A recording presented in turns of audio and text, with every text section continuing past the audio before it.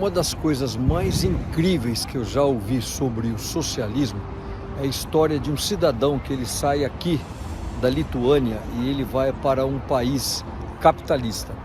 E ele contava que quando ele chegou nesse país capitalista, ele causava surpresa nos comerciantes.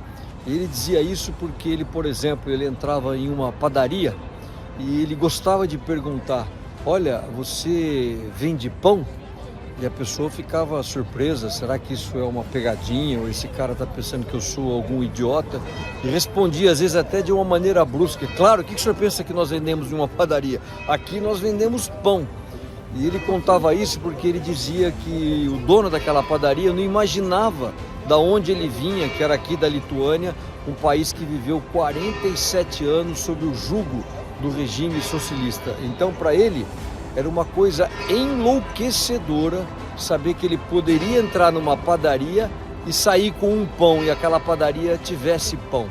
Então isso foi uma coisa assim incrível, esse tipo de experiência que uma pessoa aqui da Lituânia ele conta a respeito do socialismo.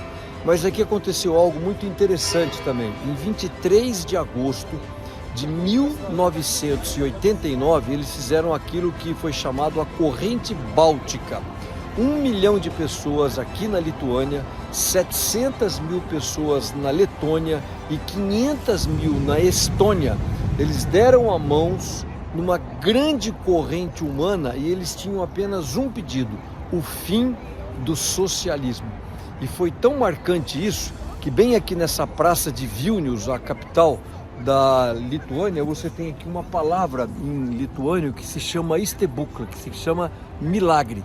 Por que isso? Bem aqui que começou essa corrente humana, porque isso foi em 1989, ainda a Lituânia era uma república da antiga União Soviética. Eles conseguiram montar tudo isso sem a informação da época, foi boca a boca, e eles escolheram essa data, 23 de agosto de 1989, porque fazia 50 anos que tinha sido assinado um pacto estratégico entre a Alemanha e a antiga União Soviética, o chamado Pacto Molotov-Ribbentrop.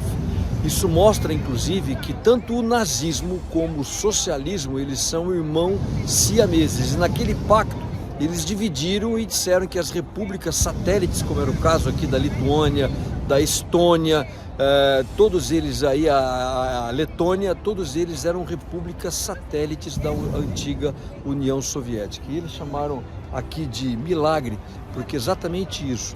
Um ano depois, em 1990, a Lituânia foi a primeira república a proclamar a sua independência do regime socialista. Então, só para você relembrar, né, essa história da liberdade aqui da Lituânia com o fim de todo o socialismo. E aqui por essa avenida, aonde foi essa grande corrente humana que tinha um só pedido: não ao socialismo.